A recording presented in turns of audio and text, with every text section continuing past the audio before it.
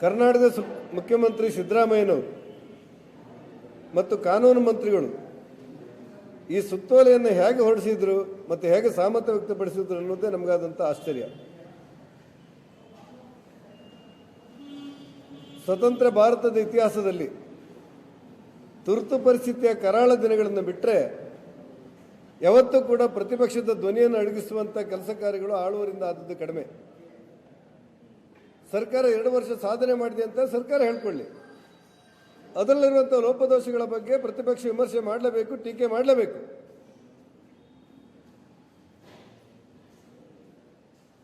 ಕೇಂದ್ರ ಸರ್ಕಾರ ಪಾಕಿಸ್ತಾನದಲ್ಲಿರುವಂಥ ಭಯೋತ್ಪಾದಕರ ಹುಟ್ಟಡಗಿಸು ಅಂತ ಹೇಳಿದಾಗ ಕೆಲವರು ಅದ್ರ ಬಗ್ಗೆ ದಾಖಲೆ ಕೊಡಿ ಅಂತ ಹೇಳಿದವರು ಇದ್ರು. ಅವ್ರ ಮೇಲೆ ಮಾನಷ್ಟ ಮೊಕದ್ದಮೆ ಹೊರಡೋಣವಾ? ನಾನು ಸಿದ್ದರಾಮಯ್ಯನವರಿಗೆ ಕೇಳ್ತೇನೆ, ಪ್ರತಿಪಕ್ಷದ ನಾಯಕರಾಗಿ ಕೆಲಸ ಮಾಡಿದವರು ನೀವು. ಪ್ರತಿಪಕ್ಷ ನಾಯಕರಾಗಿದ್ದಾಗ ವಿಧಾನಸೌಧ ಬಾಗಿಲು ಒದ್ದವರು ನೀವು. ಆದರೆ ಇವತ್ತು ಪ್ರತಿಪಕ್ಷ 2 ವರ್ಷದ ಸರ್ಕಾರದ ಆಡಳಿತವನ್ನು ವಿಮರ್ಶೆ ಮಾಡಿದೆ ಅನ್ನುವ ಕಾರಣಕ್ಕೆ, ಟೀಕೆ ಮಾಡಿದೆ ಅನ್ನುವ ಕಾರಣಕ್ಕೆ ಮಾನನಷ್ಟ ಮೊಕದ್ದಮೆಯನ್ನು ಹೊರಡಲಿಕ್ಕೆ ಸರ್ಕಾರದ ಮೂಲಕ ತಾವು ಪ್ರಯತ್ನ ಪಡ್ತೀರಾ, ಆದೇಶ ಪಡಿಸ್ತೀರಾ? ನಾನು ಆಗ್ರಹ ಪಡಿಸ್ತೇನೆ ನಿಮಗೆ, ಮುಖ್ಯಮಂತ್ರಿಗಳ ಗಮನಕ್ಕೆ ಬಾರದೆ ಇಂಥ ಒಂದು ಕೆಟ್ಟ ನಡವಳಿಕೆ, ಕೆಟ್ಟ ಸಂಪ್ರದಾಯ, ಕೆಟ್ಟ ಪರಂಪರೆ, ಕೆಟ್ಟ ಸುತ್ತೋಲೆ ಬರಲಿಕ್ಕೆ ಸಾಧ್ಯವೇ ಇಲ್ಲ. ತಕ್ಷಣ ಪ್ರಜಾಪ್ರಭುತ್ವ ವ್ಯವಸ್ಥೆ ನೀವು ಗೌರವಿಸಬೇಕು. ಪ್ರತಿಪಕ್ಷ ಇಲ್ಲದೆ ಕೆಲಸ ಮಾಡಲಿಕ್ಕೆ ಸಾಧ್ಯವೇನು? ಪ್ರತಿಪಕ್ಷ ಚರ್ಚೆ ಮಾಡದೆ, ಟೀಕೆ ಮಾಡದೆ, ವಿಮರ್ಶೆ ಮಾಡಲಿಕ್ಕೆ ಸಾಧ್ಯವೇನು?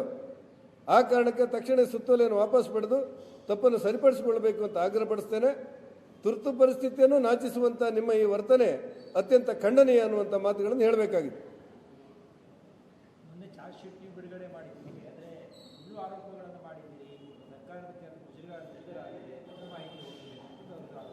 ಸರ್ಕಾರ ಪ್ರತಿಪಕ್ಷ ಇರುವುದು ಸರ್ಕಾರವನ್ನು ಹೊಗಳಲಿಕ್ಕಲ್ಲ, ಸರ್ಕಾರ ಒಳ್ಳೆಯ ಕೆಲಸ ಮಾಡಿದೆ ಅಂತ ಹೇಳಲಿಕ್ಕಲ್ಲ, ಸರ್ಕಾರ ಮಾಡಿರುವಂಥ ಕೆಲಸಗಳನ್ನು ವಿಮರ್ಶೆ ಮಾಡಲಿಕ್ಕೆ. ಆ ವಿಮರ್ಶೆ ಒಂದು ಭಾಗವಾಗಿ ಕೆಲವು ಆರೋಪಗಳನ್ನು ಸರ್ಕಾರ ಮಾಡುತ್ತೆ. ನಮ್ಮ ಸರ್ಕಾರ ಇರುವಾಗ, ಬೊಮ್ಮಾಯಿ ಸರ್ಕಾರ ಇರುವಾಗ, ಯಡಿಯೂರಪ್ಪರ ಸರ್ಕಾರ ಇರುವಾಗ ಪ್ರತಿಪಕ್ಷ ಮುಖಂಡರಾಗಿರುವಂಥ ಸಿದ್ದರಾಮಯ್ಯನ ಸರ್ಕಾರ ಹೊಗಳಿದ್ದಿದೆ. ನೀವು ಸರ್ಕಾರ ಹೊಗಳಿದ್ದೀರಾ, ಟೀಕೆ ಮಾಡಿದ್ದೀರಿ, ನಿಮ್ಮ ಹಕ್ಕು. ಅದನ್ನು ಪ್ರಜಾತಂತ್ರ ವ್ಯವಸ್ಥೆಯಲ್ಲಿ ಜನಾದೇಶಕ್ಕೆ ಬಿಡೋದು ಕ್ರಮ. ಅದನ್ನು ಬಿಟ್ಟು ಮಾನನಷ್ಟ ಮೊಕದ್ದಮೆ ಹಾಕಿ ಜೈಲಿಗೆ ಹಾಕಬೇಕು ಅಂತ ಯೋಚನೆ ಮಾಡ್ತೀರಾ? ದಯವಿಟ್ಟು ಇಂಥ ದುಸ್ಸಾಹಸಕ್ಕೆ ಮುಖ್ಯಮಂತ್ರಿಗಳಾದ ನೀವು, ರಾಜಕಾರಣದ ಅನುಭವ ಇರುವಂಥ ನೀವು ಕೈ ಹಾಕಬಾರ್ದು. ತಕ್ಷಣ ಈ ಸುತ್ತೋಲೆಯನ್ನು ವಾಪಸ್ ಪಡಿಬೇಕು ಅನ್ನುವಂಥ ಆಗ್ರಹವನ್ನು ಮಾಡ್ತೇನೆ. ಕರ್ನಾಟಕದ ಮುಖ್ಯಮಂತ್ರಿ ಸಿದ್ದರಾಮಯ್ಯನವರು ಮತ್ತು ಕಾನೂನು ಮಂತ್ರಿಗಳು ಈ ಸುತ್ತೋಲೆಯನ್ನು ಹೇಗೆ ಹೊರಡಿಸಿದ್ರು ಮತ್ತು ಹೇಗೆ ಸಹಮತ ವ್ಯಕ್ತಪಡಿಸಿದ್ರು ಅನ್ನೋದೇ ನಮಗಾದಂಥ ಆಶ್ಚರ್ಯ. ಸ್ವತಂತ್ರ ಭಾರತದ ಇತಿಹಾಸದಲ್ಲಿ ತುರ್ತು ಪರಿಸ್ಥಿತಿಯ ಕರಾಳ ದಿನಗಳನ್ನು ಬಿಟ್ಟರೆ ಯಾವತ್ತೂ ಕೂಡ ಪ್ರತಿಪಕ್ಷದ ಧ್ವನಿಯನ್ನು ಅಡಗಿಸುವಂಥ ಕೆಲಸ ಕಾರ್ಯಗಳು ಆಳುವರಿಂದ ಆದದ್ದು ಕಡಿಮೆ. ಸರ್ಕಾರ 2 ವರ್ಷ ಸಾಧನೆ ಮಾಡಿದೆ ಅಂತ ಸರ್ಕಾರ ಹೇಳ್ಕೊಳ್ಳಿ. ಅದರಲ್ಲಿರುವಂಥ ಲೋಪದೋಷಗಳ ಬಗ್ಗೆ ಪ್ರತಿಪಕ್ಷ ವಿಮರ್ಶೆ ಮಾಡಲೇಬೇಕು, ಟೀಕೆ ಮಾಡಲೇಬೇಕು.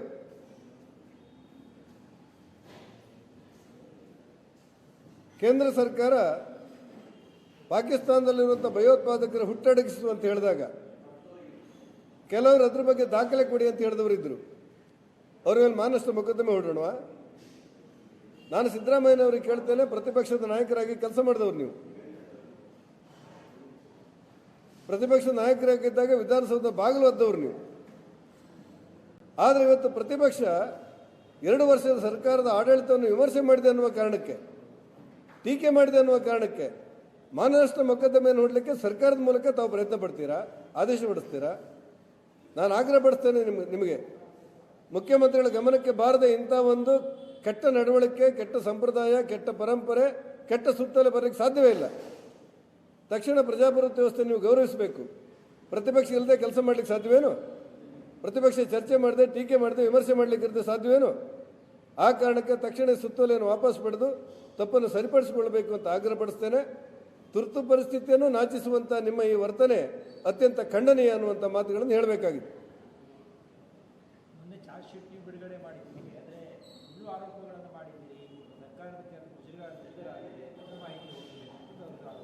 ಸರ್ಕಾರ ಪ್ರತಿಪಕ್ಷ ಇರುವುದು ಸರ್ಕಾರವನ್ನು ಹೊಗಳಲಿಕ್ಕಲ್ಲ, ಸರ್ಕಾರ ಒಳ್ಳೆಯ ಕೆಲಸ ಮಾಡಿದೆ ಅಂತ ಹೇಳಲಿಕ್ಕಲ್ಲ, ಸರ್ಕಾರ ಮಾಡಿರುವಂಥ ಕೆಲಸಗಳನ್ನು ವಿಮರ್ಶೆ ಮಾಡಲಿಕ್ಕೆ.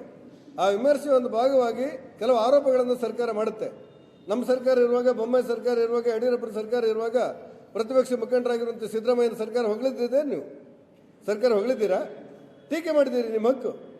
ಅದನ್ನು ಪ್ರಜಾತಂತ್ರ ವ್ಯವಸ್ಥೆಯಲ್ಲಿ ಜನಾದೇಶಕ್ಕೆ ಬಿಡೋದು ಕ್ರಮ. ಅದನ್ನು ಬಿಟ್ಟು ಮಾನನಷ್ಟ ಮೊಕದ್ದಮೆ ಹಾಕಿ ಜೈಲಿಗೆ ಹಾಕಬೇಕು ಅಂತ ಯೋಚನೆ ಮಾಡ್ತೀರಾ? ದಯವಿಟ್ಟು ಇಂಥ ದುಸ್ಸಾಹಸಕ್ಕೆ ಮುಖ್ಯಮಂತ್ರಿಗಳಾದ ನೀವು, ರಾಜಕಾರಣದ ಅನುಭವ ಇರುವಂಥ ನೀವು ಕೈ ಹಾಕಬಾರ್ದು.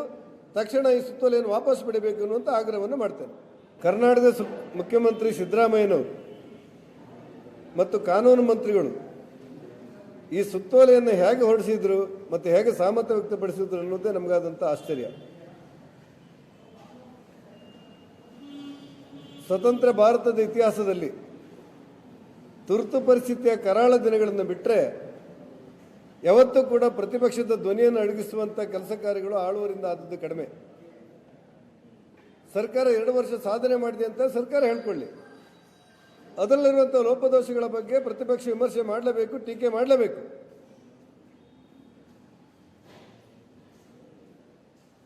ಕೇಂದ್ರ ಸರ್ಕಾರ ಪಾಕಿಸ್ತಾನದಲ್ಲಿರುವಂಥ ಭಯೋತ್ಪಾದಕರ ಹುಟ್ಟಡಗಿಸು ಅಂತ ಹೇಳಿದಾಗ ಕೆಲವರು ಅದ್ರ ಬಗ್ಗೆ ದಾಖಲೆ ಕೊಡಿ ಅಂತ ಹೇಳಿದವರು ಇದ್ರು. ಅವ್ರ ಮೇಲೆ ಮಾನನಷ್ಟ ಮೊಕದ್ದಮೆ ಹೊರಡೋಣವಾ? ನಾನು ಸಿದ್ದರಾಮಯ್ಯನವರಿಗೆ ಕೇಳ್ತೇನೆ, ಪ್ರತಿಪಕ್ಷದ ನಾಯಕರಾಗಿ ಕೆಲಸ ಮಾಡಿದವರು ನೀವು. ಪ್ರತಿಪಕ್ಷದ ನಾಯಕರಾಗಿದ್ದಾಗ ವಿಧಾನಸೌಧ ಬಾಗಿಲು ಒದ್ದವರು ನೀವು. ಆದರೆ ಇವತ್ತು ಪ್ರತಿಪಕ್ಷ 2 ವರ್ಷದ ಸರ್ಕಾರದ ಆಡಳಿತವನ್ನು ವಿಮರ್ಶೆ ಮಾಡಿದೆ ಅನ್ನುವ ಕಾರಣಕ್ಕೆ, ಟೀಕೆ ಮಾಡಿದೆ ಅನ್ನುವ ಕಾರಣಕ್ಕೆ ಮಾನನಷ್ಟ ಮೊಕದ್ದಮೆಯನ್ನು ಹೊರಡಲಿಕ್ಕೆ ಸರ್ಕಾರದ ಮೂಲಕ ತಾವು ಪ್ರಯತ್ನ ಪಡ್ತೀರಾ, ಆದೇಶ ಪಡಿಸ್ತೀರಾ? ನಾನು ಆಗ್ರಹ ಪಡಿಸ್ತೇನೆ ನಿಮಗೆ, ಮುಖ್ಯಮಂತ್ರಿಗಳ ಗಮನಕ್ಕೆ ಬಾರದೆ ಇಂಥ ಒಂದು ಕೆಟ್ಟ ನಡವಳಿಕೆ, ಕೆಟ್ಟ ಸಂಪ್ರದಾಯ, ಕೆಟ್ಟ ಪರಂಪರೆ, ಕೆಟ್ಟ ಸುತ್ತೋಲೆ ಬರಲಿಕ್ಕೆ ಸಾಧ್ಯವೇ ಇಲ್ಲ. ತಕ್ಷಣ ಪ್ರಜಾಪ್ರಭುತ್ವ ವ್ಯವಸ್ಥೆ ನೀವು ಗೌರವಿಸಬೇಕು. ಪ್ರತಿಪಕ್ಷ ಇಲ್ಲದೆ ಕೆಲಸ ಮಾಡಲಿಕ್ಕೆ ಸಾಧ್ಯವೇನು? ಪ್ರತಿಪಕ್ಷ ಚರ್ಚೆ ಮಾಡದೆ, ಟೀಕೆ ಮಾಡದೆ, ವಿಮರ್ಶೆ ಮಾಡಲಿಕ್ಕೆ ಸಾಧ್ಯವೇನು? ಆ ಕಾರಣಕ್ಕೆ ತಕ್ಷಣ ಸುತ್ತೋಲೆಯನ್ನು ವಾಪಸ್ ಪಡೆದು ತಪ್ಪನ್ನು ಸರಿಪಡಿಸಿಕೊಳ್ಳಬೇಕು ಅಂತ ಆಗ್ರಹಪಡಿಸ್ತೇನೆ. ತುರ್ತು ಪರಿಸ್ಥಿತಿಯನ್ನು ನಾಚಿಸುವಂಥ ನಿಮ್ಮ ಈ ವರ್ತನೆ ಅತ್ಯಂತ ಖಂಡನೀಯ ಅನ್ನುವಂಥ ಮಾತುಗಳನ್ನು ಹೇಳಬೇಕಾಗಿದೆ.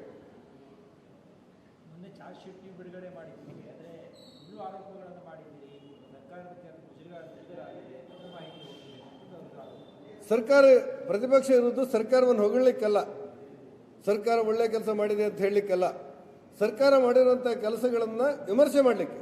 ಆ ವಿಮರ್ಶೆ ಒಂದು ಭಾಗವಾಗಿ ಕೆಲವು ಆರೋಪಗಳನ್ನು ಸರ್ಕಾರ ಮಾಡುತ್ತೆ.